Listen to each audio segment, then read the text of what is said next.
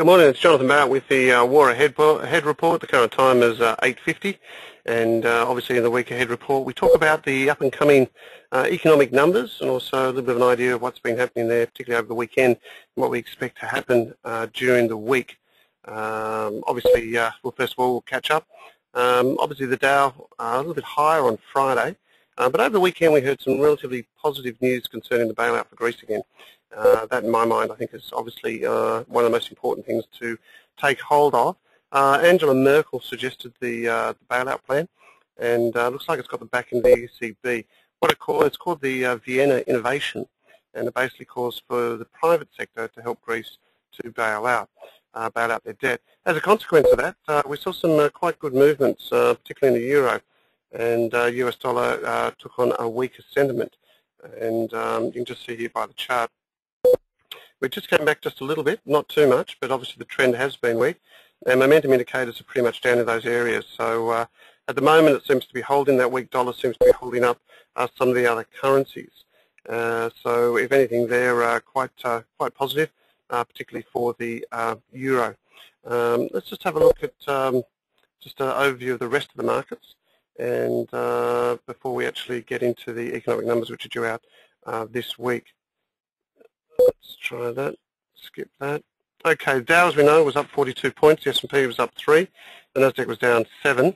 The top 50 in Europe was up 39, the index, the FTSE was up 16, the CAC was up 31, and the DAX was up at 53. Local market closed up just a fraction, 3 points, 4,482. I think if anything there, the market is certainly looking for a little bit more strength as to what's coming up. And I think when you look at the equity markets too, perhaps we are getting close to an intermediate low. Still big concerns as to what's happening in Greece, but we've also heard that Moody's are looking to downgrade Italy as well because they feel they've got an ability to actually slip into the contagion.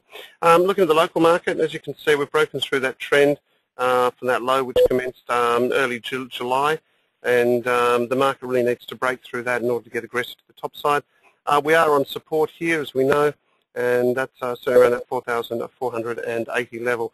Good support here, and I think the market's looking for more sideways price action before we actually move higher and or go lower. But rest assured, if we take out those lows we've seen, then I think if we take out that 44.50, chances are we head down to that 4,200. That to me is one of the keys. Okay, so that's all in terms of the equity markets. What we do expect now is to have a look at, say, what's happening with the dollar. The dollar index, 75.61, had this terrific move which we've focused on for some time, but we haven't found and broken through that 76.50 yet. I think in my mind the idea is we take out 76.50 to 55 on the top side in order for it to be aggressive for a move higher. This sort of formation looks quite good.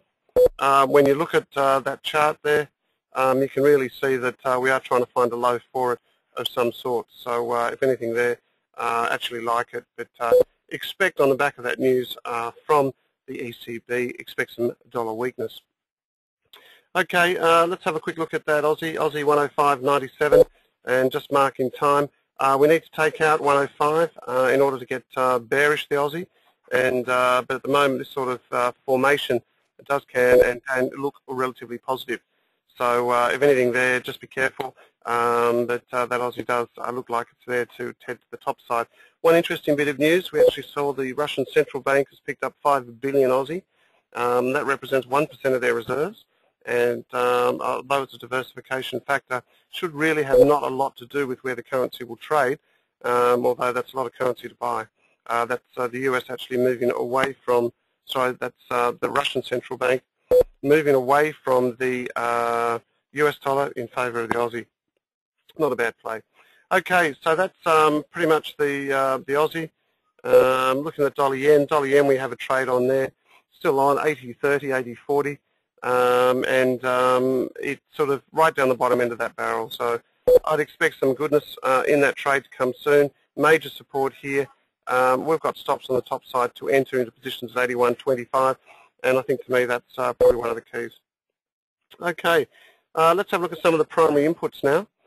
Been a great move in that crude oil market, and as you can see, oil certainly under a lot of pressure.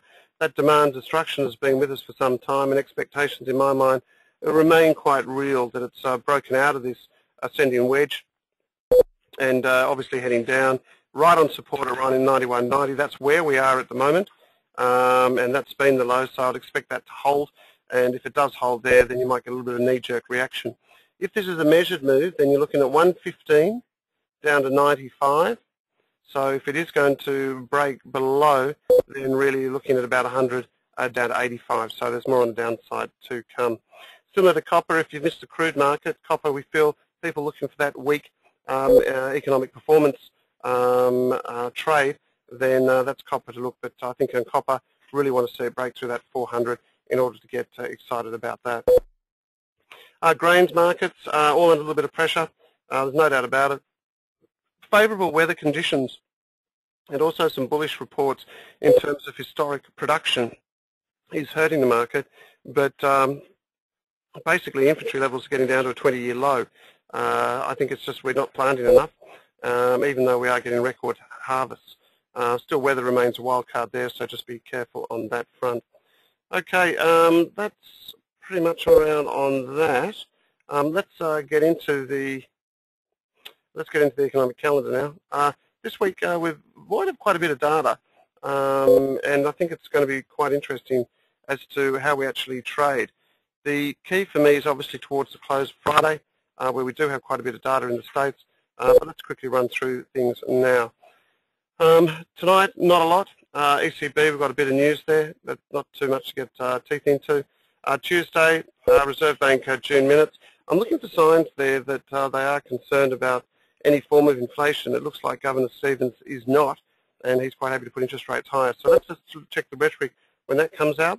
16 home sales in the States as well, quite important. The last set of data we had suggested that the US is actually home sales are at their lowest levels all year. That's not encouraging. And also Lacker's comments in terms of the Fed's concern on the slowness of the recovery, I think, is also gaining momentum.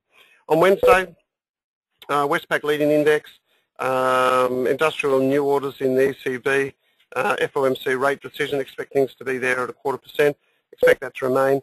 We would like to get some normality back in the interest rate markets in the States, but it's too nervous. I think the Fed's too nervous to move, so things will be quite steady there.